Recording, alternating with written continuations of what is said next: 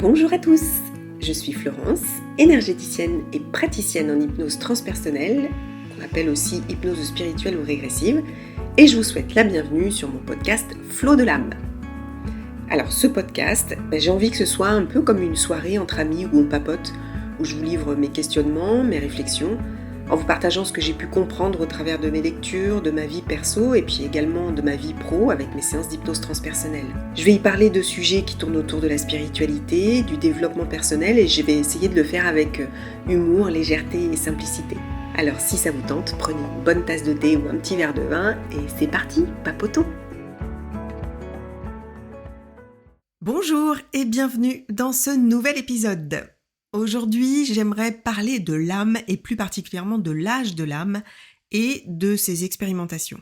Et j'ai envie de vous en parler parce que au fil de mes séances d'hypnose, mais surtout aussi de mes lectures, notamment avec les ouvrages de Dolores Cannon, vous savez, je vous en ai déjà parlé, c'est la maman de l'hypnose spirituelle, eh bien je me suis rendu compte que j'avais eu pendant longtemps une vision un peu trop terrestre de l'âge d'une âme, en tout cas pour les vieilles âmes.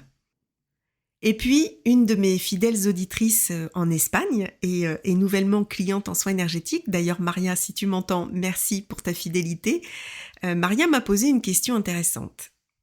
Est-ce que, une fois qu'on s'éveille à la spiritualité, cela veut dire qu'on s'éveillera systématiquement les vies d'après ? Une bonne question, hein ? Alors on va essayer d'aborder tout ça de manière simple et ludique et bien sûr, comme d'habitude, ce que je vous livre n'est en rien un enseignement. Ce n'est que mon avis, ma façon de voir les choses suite à mes lectures et différentes expériences et ça n'engage que moi, c'est juste un partage. Et pour commencer, parlons de l'âge de l'âme. L'âme, elle n'a pas d'âge en réalité. Elle n'a pas de date de naissance, elle est, point. Elle vient de la source. Elle part en expérimentation sur Terre ou ailleurs et elle retourne à la source. Mais sur Terre, en tant qu'humain, on a toujours besoin de classifier les choses pour essayer de mieux comprendre ce que notre cerveau a du mal justement à comprendre. Donc aujourd'hui, pour la plupart des médiums ou channels, l'âge de l'âme correspond à l'évolution de son niveau de conscience qu'elle acquiert au fil de ses incarnations sur Terre. Donc plus elle a eu d'incarnations, plus son niveau de conscience est élevé. C'est d'ailleurs un sujet que j'avais développé dans un épisode et je crois que c'est celui sur les niveaux de conscience. Alors, je remets pas en question ce que j'ai évoqué d'ailleurs dans cet épisode, mais je vais plutôt y apporter des éclairages supplémentaires. En fait, il faut changer de perspective.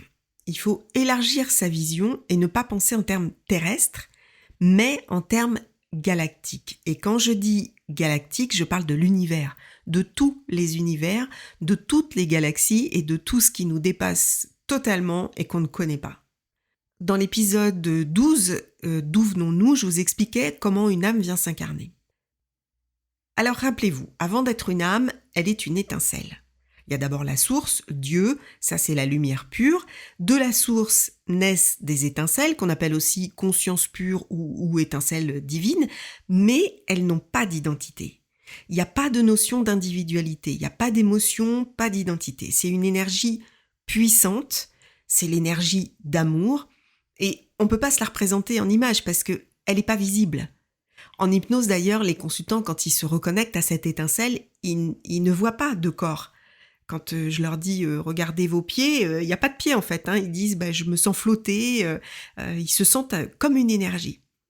Donc cette étincelle, elle peut rester là, près de la source, le temps qu'elle veut. D'ailleurs le temps n'existant pas, elle fait ce qu'elle veut, mais aussi elle peut aussi choisir d'aller explorer. Et le truc de fou, c'est qu'elle peut explorer dans plein d'endroits en même temps. On dit alors qu'elle se fractalise, elle se fragmente. Elle peut prendre une forme sur d'autres planètes ou simplement rester énergie dans d'autres dimensions.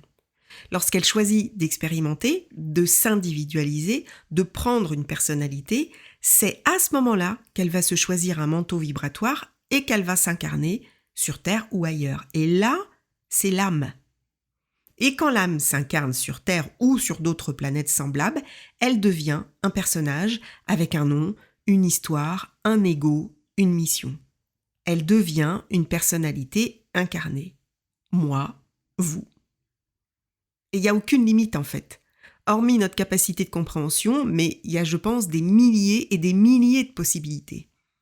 C'est pour ça qu'on dit que nous sommes des êtres multidimensionnels, mais c'est ça, multidimensionnels, mais unis au tout. Nous ne sommes qu'un, puisque nous sommes des extensions de la source. Ouais, pas facile à intégrer, je le conçois.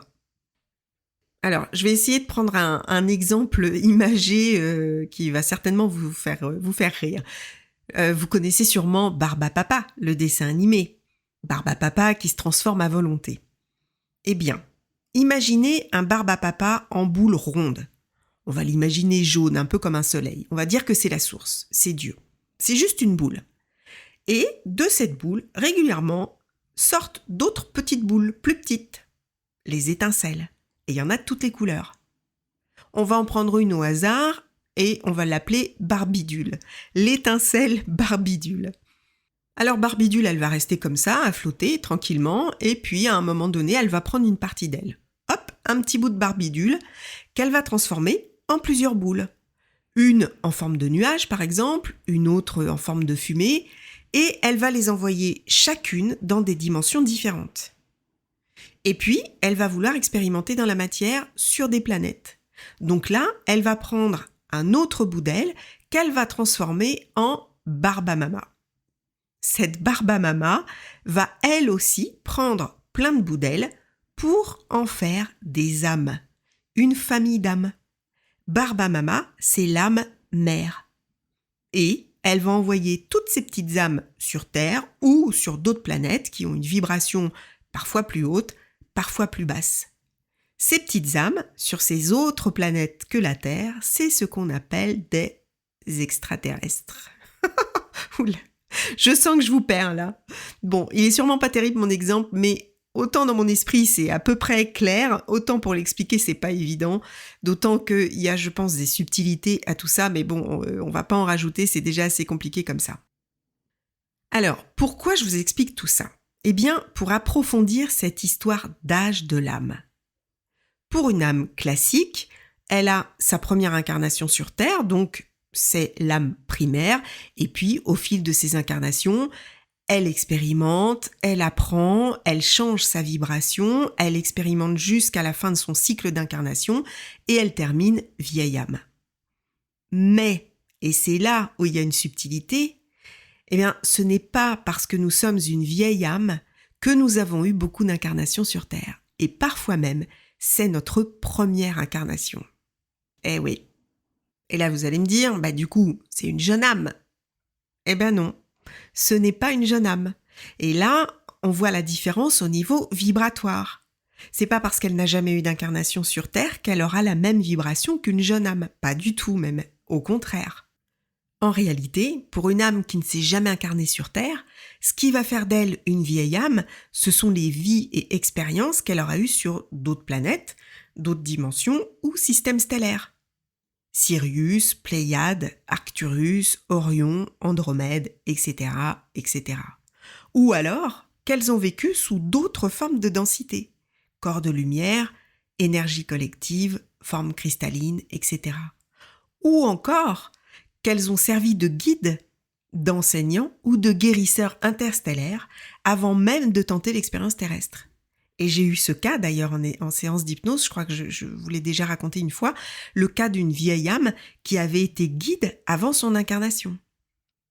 Donc une âme peut être très ancienne et avoir expérimenté des milliers de cycles ailleurs, mais être une âme toute jeune ici.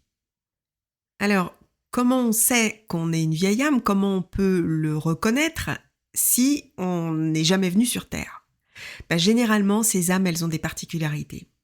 Déjà, elles ont une forte conscience spirituelle. Mais elles ont énormément de difficultés à vivre sur cette planète, à vivre sur Terre. Elles peuvent se sentir à l'étroit dans leur corps. Elles supportent pas la souffrance humaine et animale. Elles supportent pas l'injustice. D'ailleurs, c'est même pas qu'elles supportent pas, c'est qu'elles le comprennent pas en fait. Elles ne comprennent pas la souffrance. Et ça, par contre, ça les fait beaucoup souffrir. Elles sont hypersensibles. Elles ont aussi le sentiment de ne pas être à leur place. Elles se demandent ce qu'elles font là. Et elles sont nostalgiques de quelque chose qu'elles n'arrivent pas à définir. Comme si elles voulaient retourner chez elles, mais sans savoir où c'est exactement. Et souvent, elles ont beaucoup de difficultés à vivre pleinement leur vie à cause de ça parce qu'elles sont perdues. En fait, elles comprennent pas la dualité ou même la notion du temps, par exemple. Ce sont des personnes qui ont beaucoup de mal avec les jours de semaine ou des personnes qui sont en retard très souvent. Ce sont des âmes très lumineuses, très pures. Parfois, elles viennent de dimensions ou de civilisations très avancées. Donc sur Terre, elles sont assez vulnérables face à des traumas ou à des émotions qu'elles n'arrivent pas à gérer parce qu'elles connaissent pas en fait. Et ouais, elles n'ont pas de karma. Et elles évitent d'en créer dans cette vie, en tout cas pour certaines, parce que ce n'est pas l'objectif. L'objectif pour ces âmes, c'est d'aider la Terre. Elles viennent pour le collectif, pas pour le plan individuel. Alors, elles évoluent quand même, puisque c'est le but aussi d'une âme, c'est d'évoluer. Mais c'est pas le but premier ici, c'est vraiment d'aider la Terre. La difficulté, c'est que, comme elle aura oublié à cause de ce fameux voile de l'oubli, eh bien, elle risque d'engendrer du karma et de revenir du coup pour l'apurer. Mais généralement, elle s'équipe, entre guillemets, avant l'incarnation pour éviter ça. C'est donc prévu dans le plan d'incarnation. Et comme elles n'ont pas de karma, donc pas de mémoire, et pour que leur incarnation soit aussi plus facile, pour éviter surtout qu'elles buguent et qu'elles veuillent repartir dès leur arrivée, on leur imprègne des mémoires humaines. Alors ça, c'est un concept que j'ai découvert toujours avec Dolores Cannon, et en particulier dans son livre « Les 3 vagues de volontaires et la nouvelle Terre », et l'autre aussi qui s'appelle « Les jardiniers de la Terre ».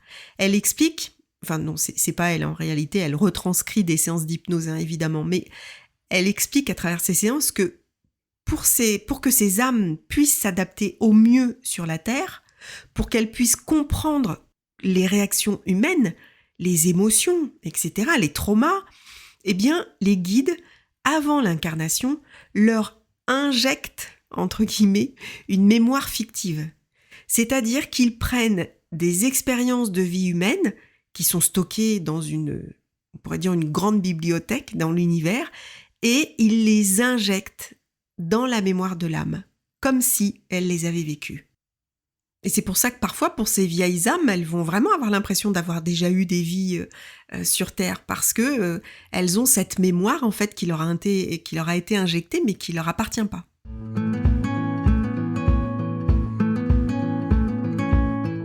Alors en spiritualité New Age et galactique, on parle de starseeds, des graines d'étoiles. Et ces starseeds, elles ont un but bien précis. Ce que je disais tout à l'heure, elles sont venues aider la Terre à s'élever, à élever sa vibration. Et elles ont souvent des missions de soutien énergétique, de transmutation ou d'enseignement.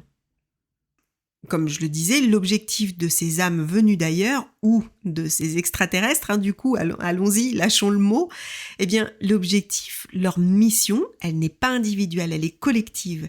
Elles viennent là pour éveiller les consciences, pour aider à guérir les mémoires, pour ancrer l'amour et la paix, pour élever la vibration de la Terre. Et la bonne nouvelle, c'est qu'elles sont de plus en plus nombreuses. Parce que non seulement il y a ces âmes venues d'ailleurs, mais il y a aussi les vieilles âmes terrestres qui n'auraient pas forcément besoin de revenir parce qu'elles ont terminé leur cycle, mais qui reviennent volontairement, elles aussi, avec ce même objectif. Alors rapidement, je vous explique les 3 vagues de volontaires telles que Dolores Cannon les a recensées à travers ses séances d'hypnose, mais il n'y a pas qu'elle d'ailleurs, on retrouve cette notion chez beaucoup de channels ou de médiums. Alors, la première vague d'âmes sont des enfants nés entre les années 40 et 65. Comme ce sont les premières, on les appelle les pionnières, elles ont ou ont eu beaucoup de mal à vivre ici. Elles veulent juste rentrer chez elles. Elles sont souvent mal dans leur peau et ce dès l'enfance. Elles comprennent pas ce qu'elles font là, même au sein de leur propre famille. Elles n'arrivent pas à faire le lien avec leur âme. Leur mission, elles, c'est d'ouvrir la voie, d'ouvrir le chemin. Et elles le font en cassant les anciens codes, en remettant en cause l'autorité, par exemple, ou les schémas traditionnels. Ce qu'on appelait autrefois le mouton noir dans une famille, c'est un peu ça. Elles se rebellent contre le système qui est très très autoritaire dans toute la société, en plus à l'époque. Mais pour beaucoup, l'incarnation est tellement difficile qu'elles s'isolent. Elles sont introverties et elles n'ont même pas envie de vivre. Eckhart Tolle, par exemple, dont je vous ai déjà parlé, qui a écrit Le pouvoir de l'instant présent, moi je pense qu'il fait partie de cette première vague. Et il le dit d'ailleurs dans son livre, il a vécu dans le désespoir pendant des années avant de s'éveiller spirituellement. Il a ouvert la voie par ses ouvrages en nous expliquant à quel point vivre dans l'instant présent permet de se reconnecter à notre âme. C'est un pionnier.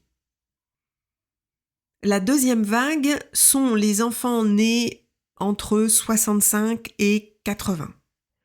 Eux, ce sont des transmetteurs énergétiques. Leur mission, c'est d'être un canal de fréquence élevée et par cette fréquence, de transformer, d'augmenter l'énergie d'un lieu, de personnes ou même de situations, et parfois uniquement par leur présence.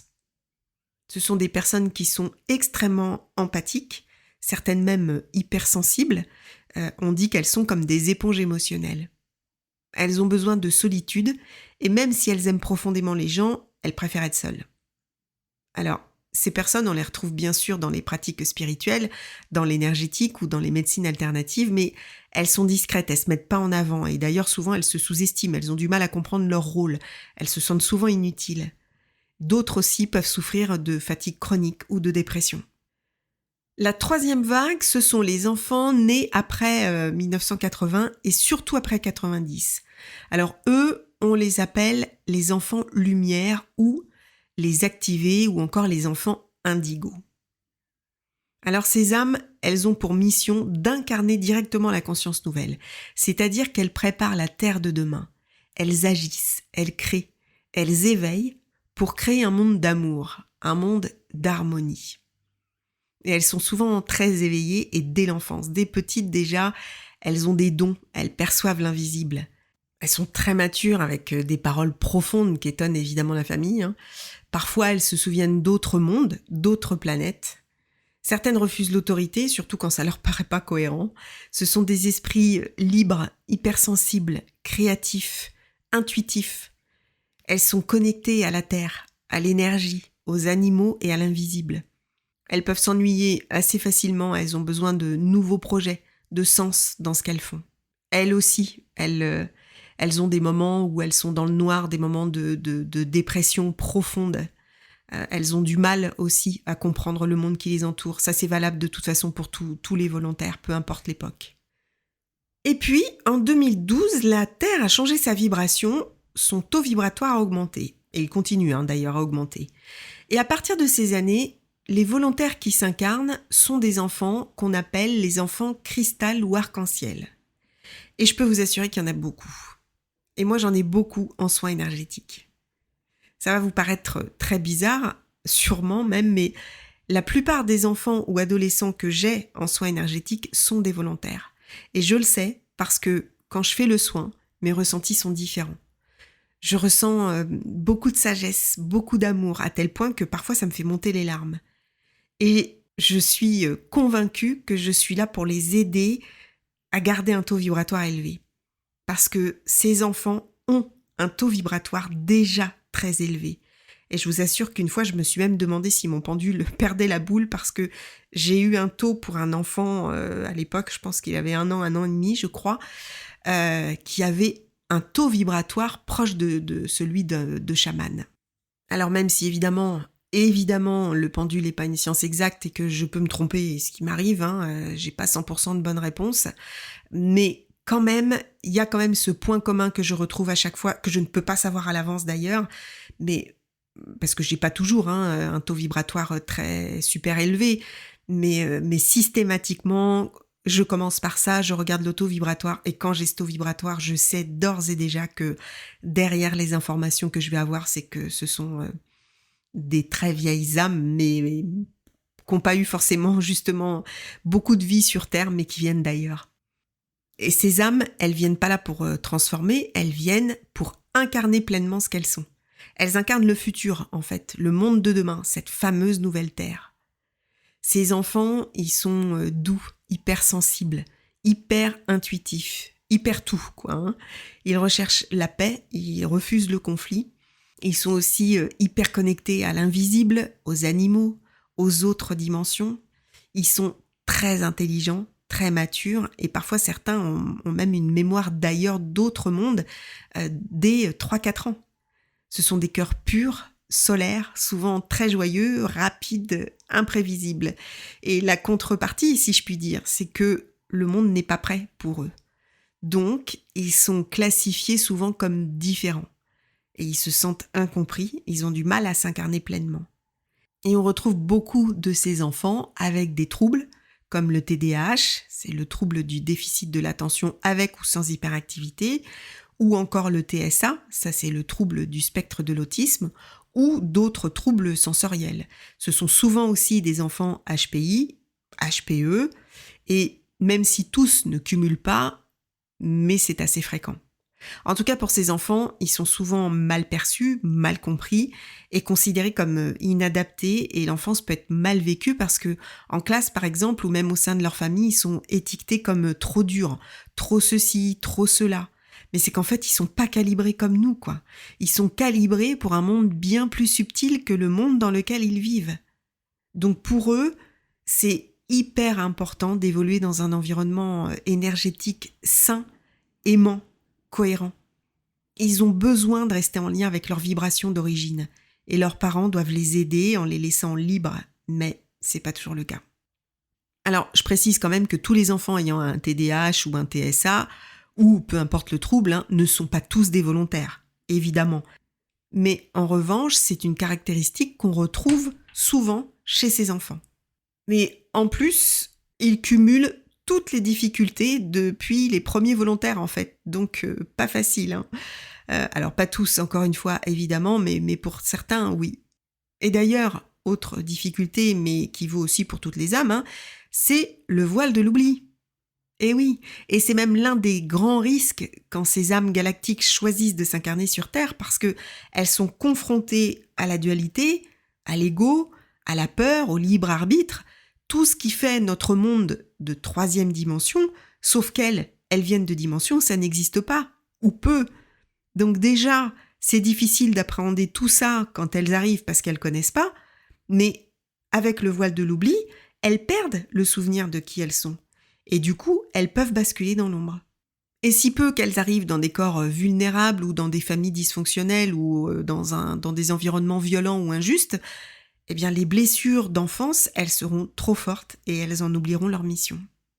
Pour d'autres, les ultra-sensibles, elles seront tellement choquées par notre monde, par sa violence, qu'elles risquent de se réfugier pour se protéger dans des addictions. Et pour d'autres aussi, quand elles prennent conscience de leurs dons, ou plutôt de leur capacité en tant que médium par exemple, ou d'énergéticien ou de channel, eh bien là, c'est l'ego qui va prendre le dessus.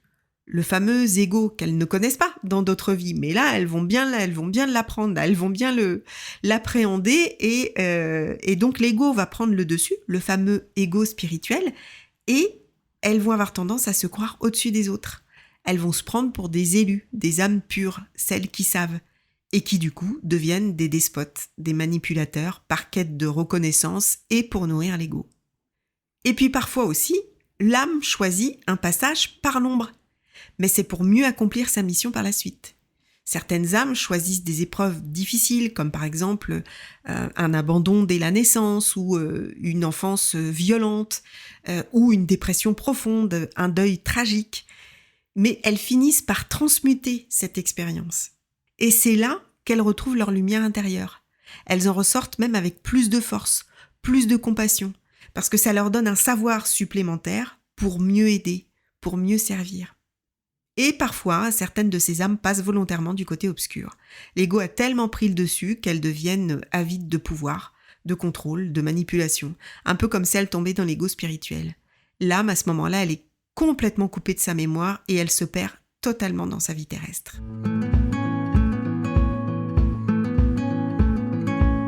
Alors pour finir, revenons à la question de Maria. Est-ce qu'une fois qu'on s'éveille à la spiritualité, ça veut dire qu'on s'éveillera systématiquement les vies d'après ? Excellente question. Et je dirais que non. Ça ne garantit pas. Parce que tout dépend de ce que l'âme veut venir réincarner. Tout dépend de ce qu'elle veut revenir expérimenter. Elle vient jouer une nouvelle vie. Et elle peut choisir l'oubli total pour expérimenter ce qu'elle a déjà expérimenté, mais d'une façon différente. Une âme peut très bien choisir d'explorer l'ombre après une vie où elle a été très éveillée, parce que, rappelez-vous, il faut toujours un équilibre. C'est ce que j'explique d'ailleurs dans l'épisode sur le karma. Rien n'est une punition dans ce qu'on vient expérimenter. Rien n'est bien ou rien n'est mal. Il faut équilibrer.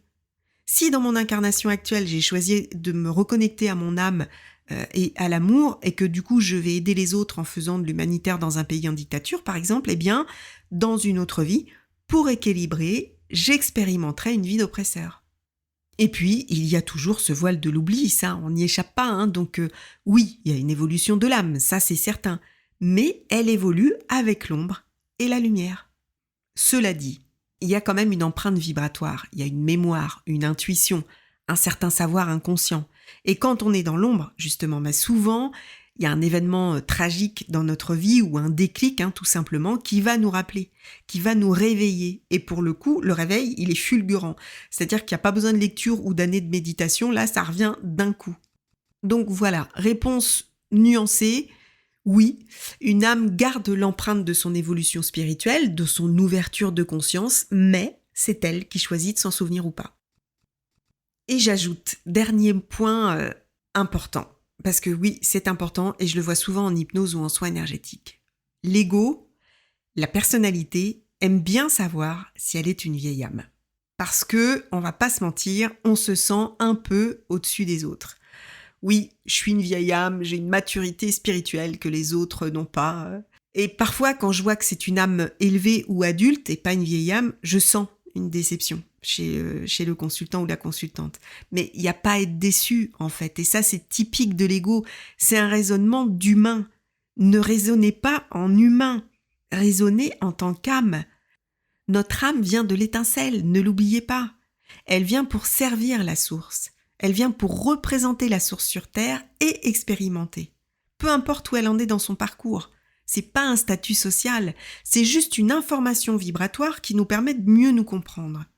D'ailleurs, souvent, quand je fais un bilan énergétique pour un soin, ce qui m'intéresse, c'est la cohérence entre le taux vibratoire, la vibration émotionnelle, l'âge de l'âme, et ça, en fait, ça me permet d'avoir une vue d'ensemble, et ça me permet de mieux comprendre une problématique. Et ça permet aussi à la personne de mieux se comprendre. Si je lui explique que c'est une vieille âme, mais dont l'âme est née sur une autre planète et que potentiellement elle fait partie d'une vague de volontaires, elle comprendra mieux pourquoi elle s'est jamais sentie chez elle ici, ou pourquoi elle comprend pas ce monde. Donc voilà en fait à quoi ça sert. Mais sinon, il n'y a aucune gloire à en tirer. Et d'ailleurs, les vrais volontaires n'en tirent aucune gloire. Ce sont des gens qui travaillent dans l'ombre. Enfin, dans l'ombre. Je vais dire, pas dans l'ombre, dans le noir, mais elles travaillent discrètement, avec humilité. Donc voilà, si vous êtes une âme jeune, adulte, élevée, peu importe, on s'en fiche en fait. Le but de votre incarnation, c'est de représenter la source sur Terre, c'est de l'incarner. Et c'est d'incarner l'amour. C'est d'aimer la vie que votre âme a choisie, de l'aimer et de l'honorer chaque jour. Voilà pourquoi je vous dis souvent, n'oubliez pas que vous êtes l'amour. Et voilà, c'est la fin de cet épisode. N'hésitez pas à me dire si vous vous reconnaissez en vieille âme galactique et volontaire, si vous vous reconnaissez en extraterrestre. J'espère que cet épisode vous aura plu, vous aura un peu éclairé. N'oubliez pas, ça n'est que mon point de vue et certainement pas un enseignement. Je vous dis à la semaine prochaine pour la suite de mes aventures dans mon livre « N'oublie jamais que tu es belle » et dans 2 semaines pour un autre épisode. Et en attendant, comme d'habitude, n'oubliez pas justement que vous êtes l'amour et prenez bien soin de vous.